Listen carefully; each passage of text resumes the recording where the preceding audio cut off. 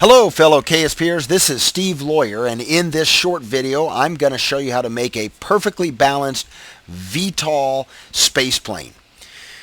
So let's get started. What I've done here is I've started out with a standard command module. Now for the purpose of this demonstration we're going to build a very simple craft. We're going to make it a jet only spaceplane, but we're going to show you how you can keep your spaceplanes in balance from the start of the fuel burn all the way through to the end of the fuel burn.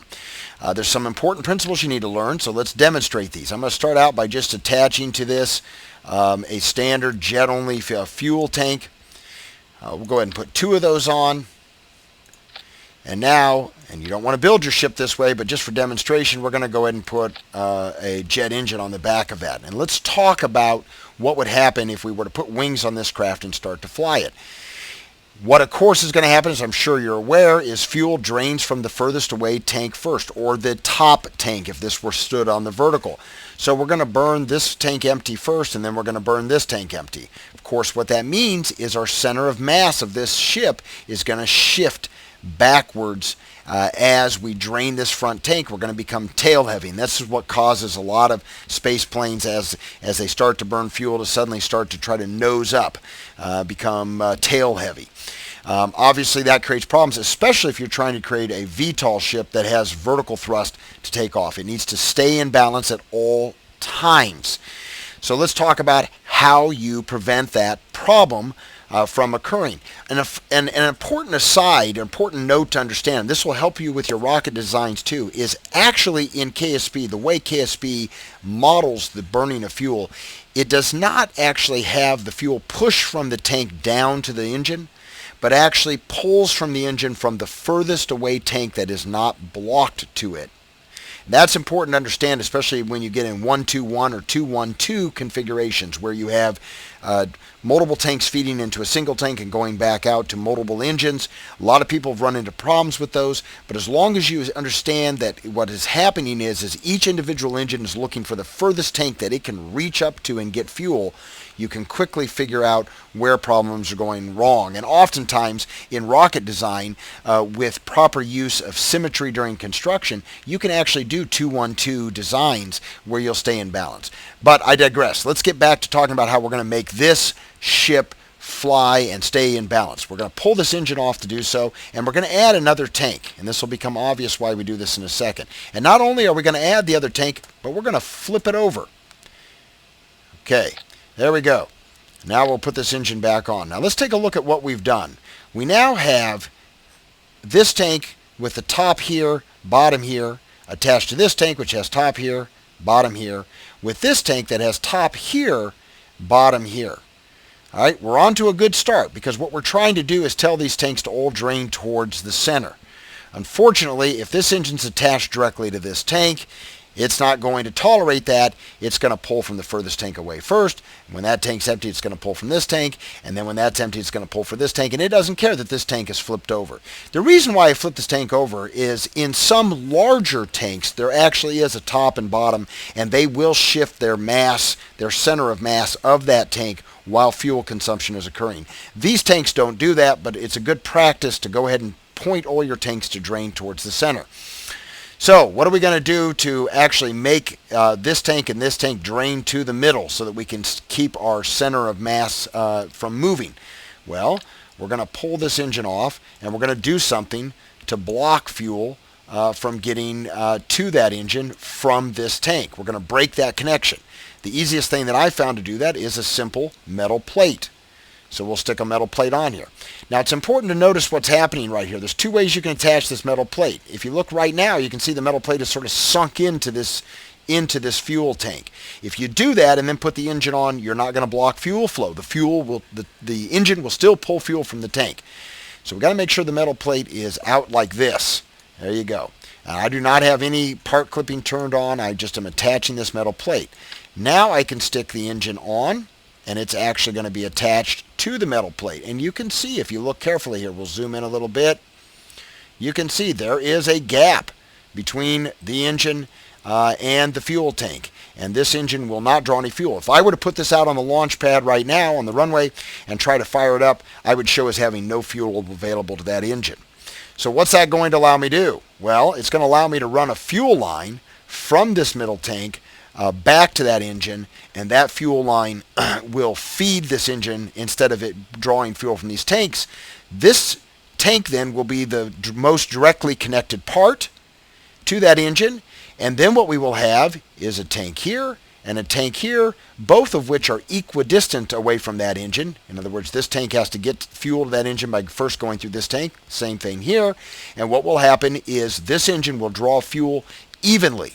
For every unit of fuel it burns off of this tank, it will also burn a unit off of this. All the fuel will drain towards the center. This tank and this tank will become empty at the same time, and then I'll draw from here. And as you can see, what that means is the center of mass of my fuel will now move. Now let's talk about two important terms and a distinction between these terms. There is the center of mass of the ship as a whole. For example, we'll turn on the center of mass display so that we can see that. This display shows the center of mass of this very simple ship. Of course, we need to get wings and things added on. We'll do that in a moment. But shows the center of mass of this very basic ship as a whole. Separate from that, there's the center of mass of the fuel. And there's no way to depict the center of mass of the fuel graphically. You just have to figure it out either mathematically or in your head. On a simple ship like this, it's easy to figure out in your head. The center of mass of fuel is in the center of this tank because I've got an equal amount of fuel to each side of this tank. They're equal distant from this tank, namely directly attached. And so my center of mass of all of my fuel, center of mass of fuel, is centered on this tank. Here's a very important consideration for building a perfectly balanced space plane that will stay in balance from the time you burn the first unit of fuel to the time you run it out of fuel. Let's look again at our center of mass as a whole.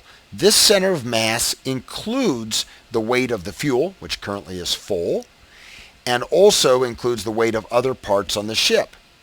Well, what's going to happen to this center of mass as I drain these tanks? Right now, it has factored into it the center of mass of fuel, which is ahead of it. Well, let's take a look at what happens. We're going to manually drain down that tank. Well, not surprisingly, it's shifted aft because I drained down the tank in front of it. Going to drain down that tank, and let's go ahead and drain down this one. And take a look at where it is now.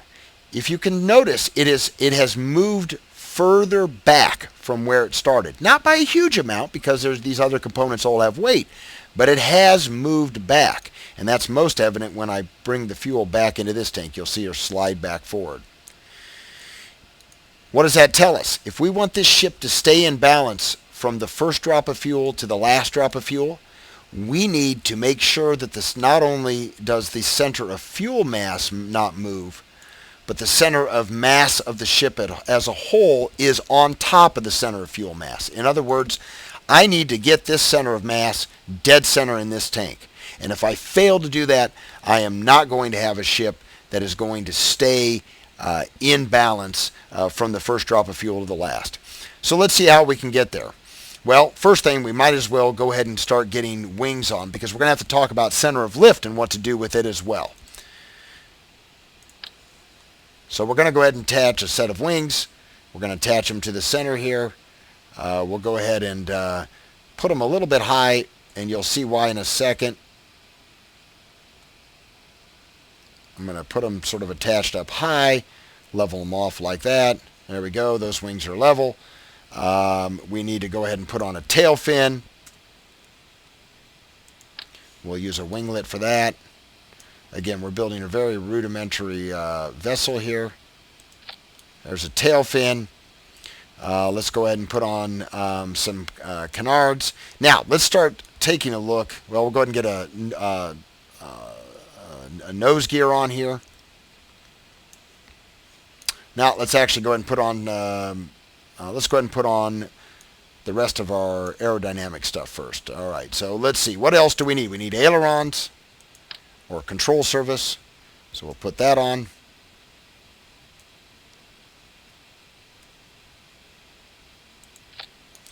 There we go.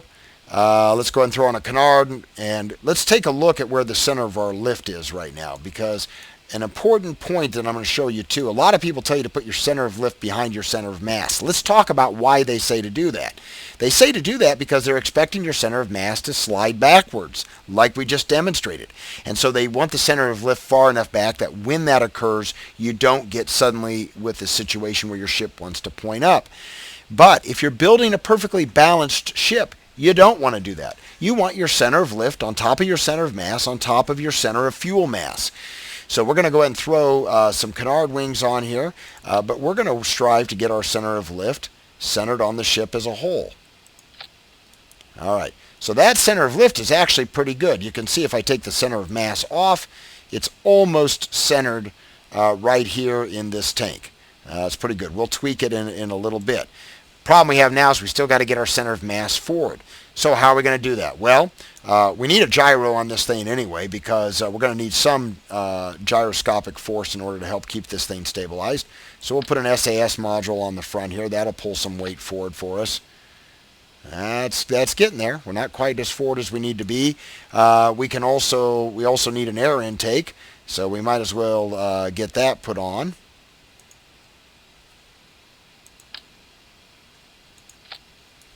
That probably helped. We're getting closer. You can see the center of mass is starting to get forward almost to where the center of lift is and almost to the center of that tank. Of course, we need a nose landing gear, and we're going to need main landing gear, but the nose landing gear will help get the weight shifted forward.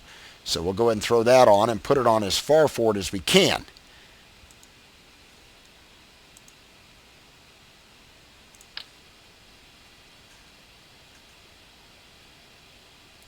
Well, as far forward as we can without making the ship look ridiculous. Helps if I flip it the right direction. There we go. There's our nose landing gear. Oh, now look at that. Now our center of mass is actually too far forward, but we don't have main landing gear yet, and the main landing gear do have to be slightly behind the center of mass. Otherwise, the ship will fall on its tail. So we're going to get some main landing gear on back here. Because we only have one main part, we're just going to have to put those on like that. All right, our center of lift looks like it's a little bit, it's hard sometimes on these things to make sure that you're looking straight across a tank. So what you have to do is sort of eyeball the relative angles of this line and this line. It looks like my center of lift isn't quite forward enough. I probably need to take my wings forward a little bit or my canards forward a little bit. So what I might want to do is pull my wings back and then pull my canards way forward as a way to get my center of lift forward to where I'm looking for, if I can get these to attach. There we go. So center of lift is looking pretty good. Our center of mass, we are still too far back, so we can move this nose gear back quite a bit. See if that helps us. Center of lift does need to come forward a little bit.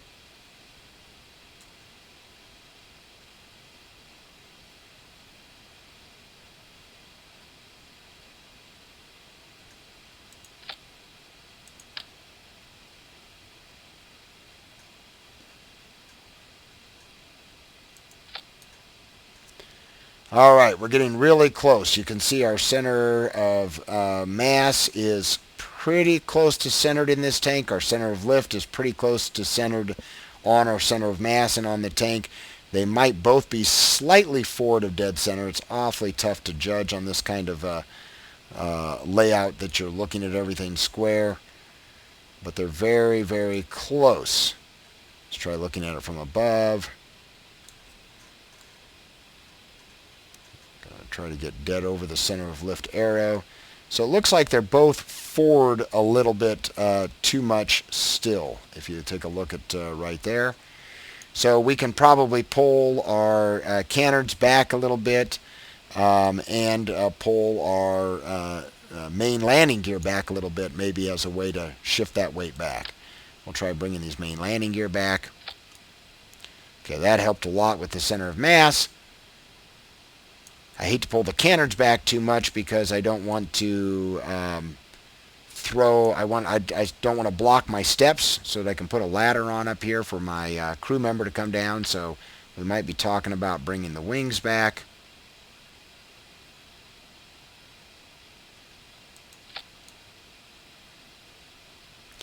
There we go. So that looks pretty balanced. Now I haven't put a ladder on for the crew member, but that's not going to add a lot of weight. So now what do we want to do to finish turning this thing into a VTOL? Well, we need some kind of vertical thrust. So what are we going to add? Now, one of the things that you will find is, for whatever reason, these wings convey fuel. So we need to be careful as we add our vertical thrust. We're going to come in and we're going to add some radial attachment points, one on each wing. And we're going to try to center these with our center of mass. Obviously, we need the center of our lift on these tanks to match our center of mass. So we'll throw them on about like that. That's looking pretty good with our center of mass. And now we're going to need to add a metal plate, because otherwise these are going to pull fuel through the wing from where the wings are attached. And in sliding these wings back, they're actually now attached to this aft tank. So we're going to need to use fuel lines to get fuel to these. I'll throw on a metal plates.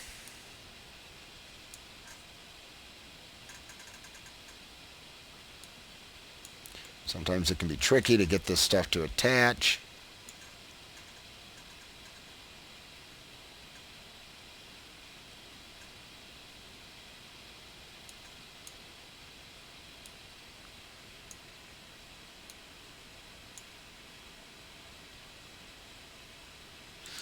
Okay, we're going to have to see if that's going to block fuel. I think that will, even though it's sort of recessed in, like what I expressed concern about on the jet engine back here. All right, for our thrust, we're going to use just standard basic jet engines. We don't need fancy things. We'll get those put on there. Okay. We're looking pretty symmetrical here. Just for beautification and for a little more air intake, let's add some additional air intakes.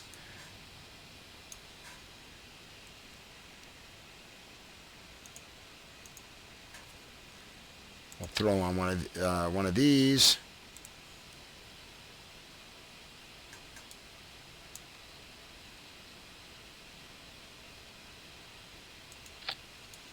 There we go. All right, we're looking pretty symmetrical. So all we need to do now to try taking this thing out is go ahead and we're going to test it once to make sure that these engines are not getting any fuel, and then we need to add our fuel lines. So to test it, we're going to go ahead and take it to the runway.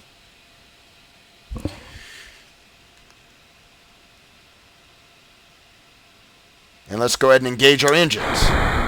Okay, perfect. You see, when we engage our engines, nothing is pulling any fuel. So what we're going to do now is we're going to go back to the spaceplane hangar.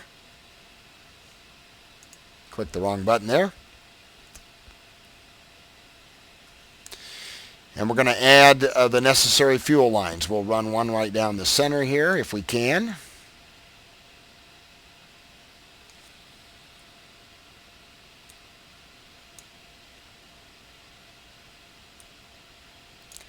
Sometimes you can get these fuel lines to run from point to point without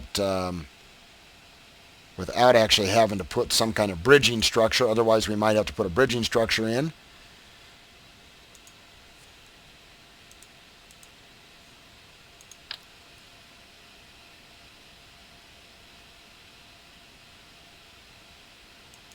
See if we can get a fuel line from there to this engine.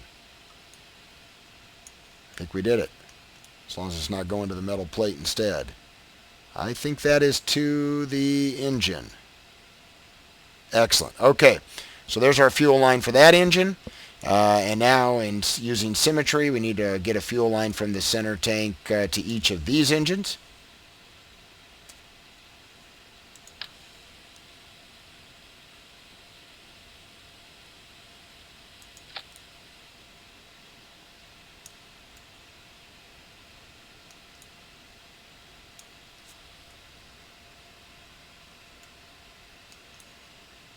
I don't know about you, but I am not a big fan of how you have to maneuver your way around inside of the VAB to accomplish things. But in any event, there we go. Good enough. Fuel to those engines. And now the last thing we want to do is have some way to turn these engines on and off. So we're going to go to our action groups. We'll make custom 1 for toggling our VTOL engines. And we'll make custom 2 for toggling our forward thrust engine. All right. We built it in quite a hurry. We're going to give it its maiden test here.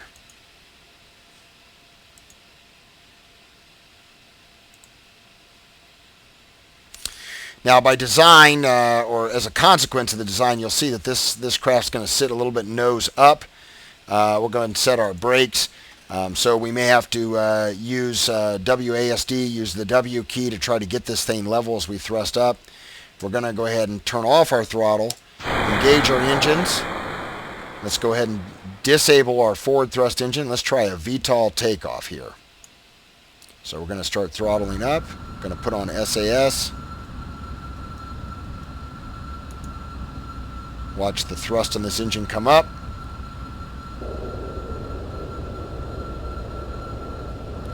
Now I'm pushing the W key right now to see if I can lift the main wheels off so I can get myself into a level orientation.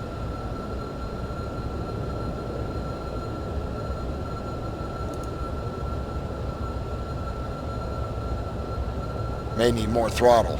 We're just taking her easy. Throttle up a little higher. There she goes. We're lifting off.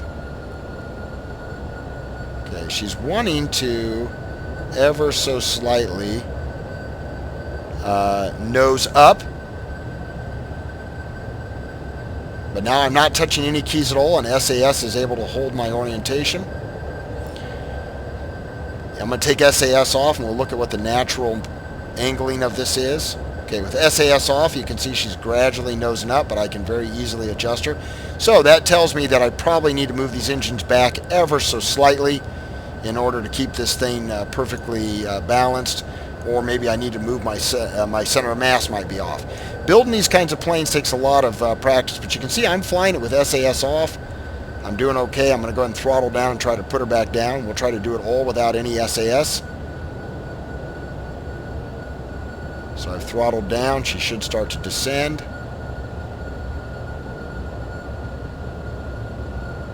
I'll let her tilt up a little bit so I can kill my forward motion, because I am going forward a little bit. Killing my forward speed, you can see. I'm still climbing, however. So we'll throttle down one more notch. Oh, now we're starting to roll backwards. All right, we got to get it under control here. There we go. Tricky to fly without SAS always, by definition, on these kinds of things, but we're doing it. See if we can put her back on the runway.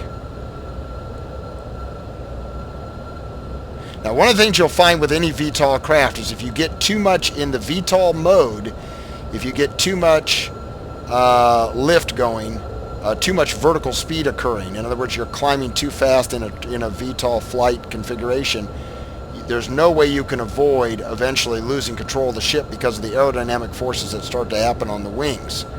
That's just unavoidable. But as long as you keep your vertical flight speed slow, and then once you're ready to go fast, you engage your forward thrust engine, they're a joy to fly. So here we come. You can see I reoriented myself, and we're on our way down.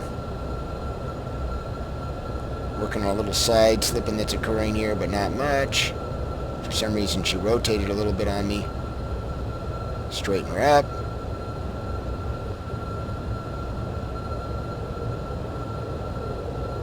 And shut down the engines. And I would say that was not bad for the first flight of this plane. Let's see how she does on a forward takeoff. So we're going to turn off our vertical thrust engines and engage only our forward engines. Guess we got to turn off our brakes, don't we?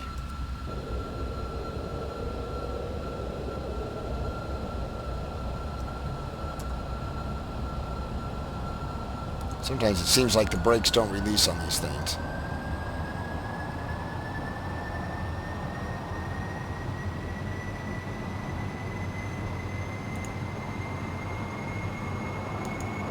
There we go.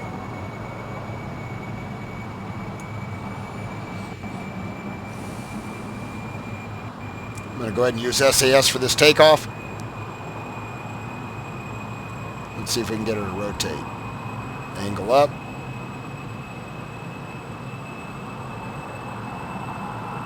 And we're airborne at a nice, reasonable speed. No need to run off the end of the runway like you so often see people having to do. We're pulling up our nose, pulling up our gear, and we're flying.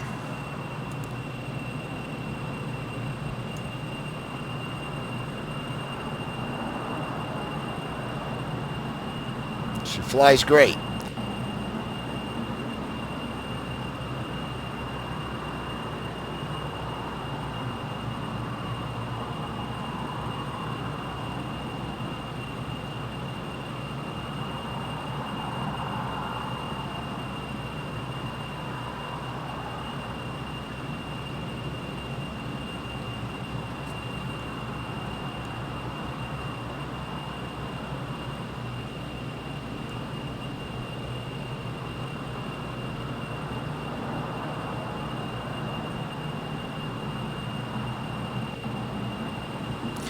All right, let's try a transition from normal jet flight to VTOL. See if we can pull off a landing of this thing.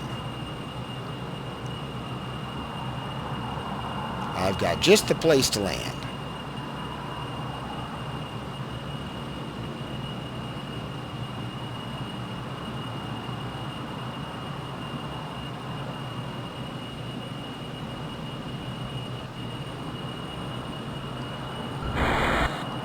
We're going to kill our forward thrust engine, let it die down. Go ahead and finish off our loop here.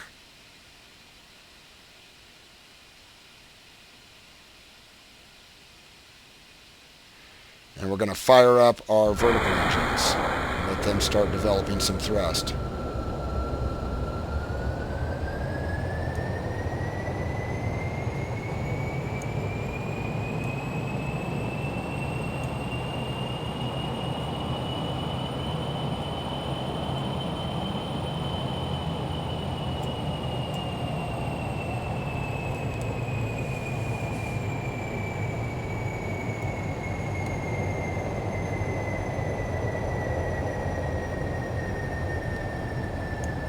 And get our landing gear down.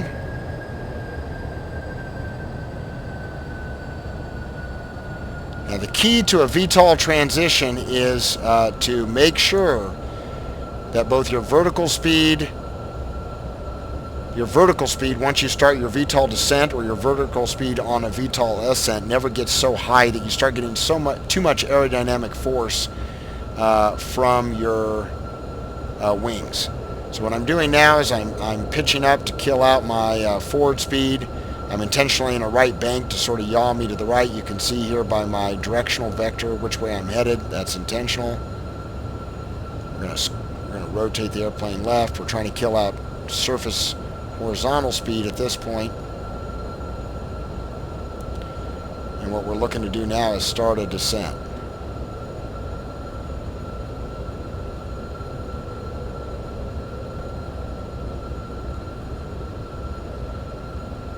Obviously, you can see I'm pitched nose up to the horizon, trying to kill out that forward speed. I've started a descent.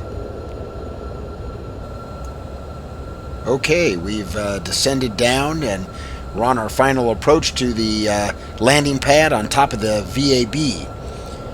I'm going to turn on my forward thrust engines here to help push me forward a little bit rather than having to do this all with pitch angle.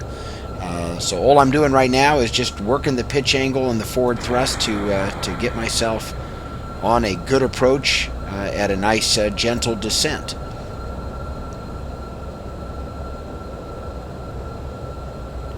Flying VTOLs is probably one of the most challenging things in KSP to do. It takes a lot of practice, especially if you're using jet engines on a VTOL, because they're so laggy in spool up time and spool down time. You have to always be anticipating the thrust you're going to need many seconds forward.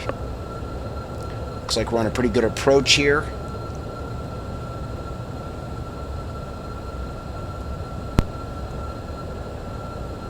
Got a nice descent, just a few meters per second.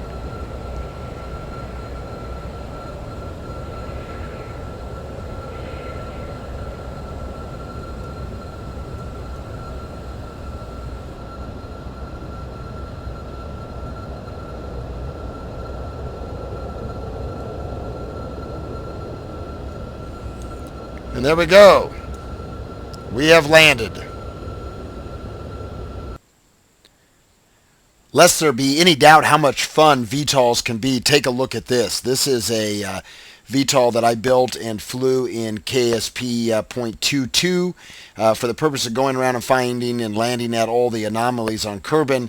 I figured this was one anomaly that it was safe to show because it would be an official location on Kerbin, and it actually shows up. This is the old launch tower located in the mainland of Kerbin. But check this out. I landed this VTOL on top of the launch tower, and take a look at how little margin I had to spare on those main landing gear. So just to show you how much fun a VTOL can be. Unfortunately, this VTOL doesn't fly well in .242 because of the change in gyros. Plus, I've made some improvements on my VTOL design since then. But just a good example of how much fun you can have with a VTOL. Alright, well, I hope this tutorial helped you to understand how to build a balanced spaceplane and particularly a balanced VTOL. So to recap, the key points here, making sure that your center of your fuel mass and your center of your mass of the craft as a whole are lined up. That way, as you drain fuel, your center of mass of the craft as a whole does not shift. Making sure all your fuel drains to a central tank so that your center of fuel mass does not shift, and then plumb that to your engines.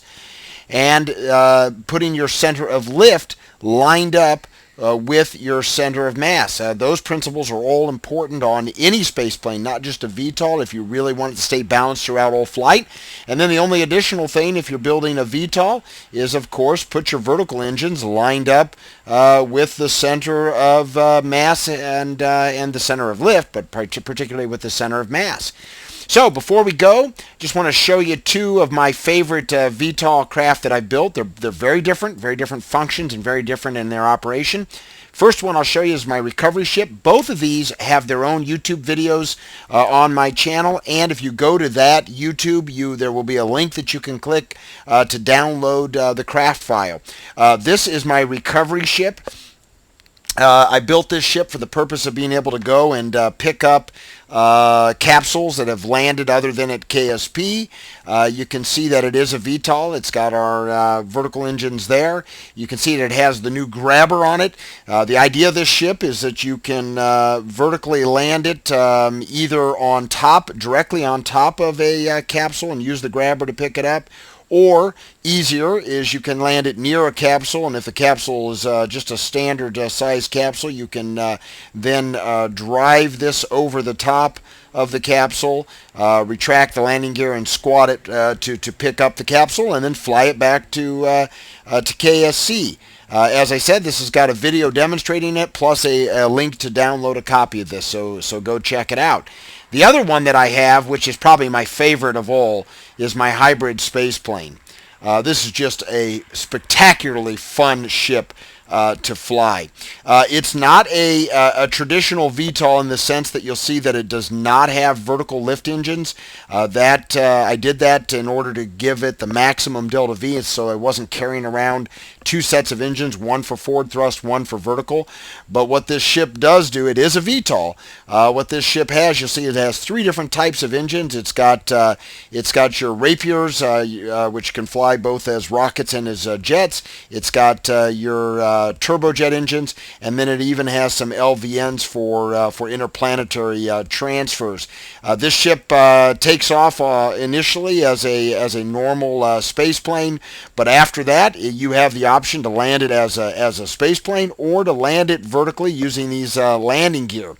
cool thing about this, well, it also has the ability, I should say, it does have a docking port on the front. You can see it's got maneuvering thrusters, so it can do docks in space. But the cool thing about this ship is it has sufficient delta V, if flown correctly, to take off from Kerbin, to fly all the way to the moon, land vertically on the moon. If you do it absolutely right, you can even then hop from the moon to Minmus, but certainly to the moon and back to Kerbin and land back at KSC, all without any refueling. So you hear people talk about SSTOs, single stage to orbit ships.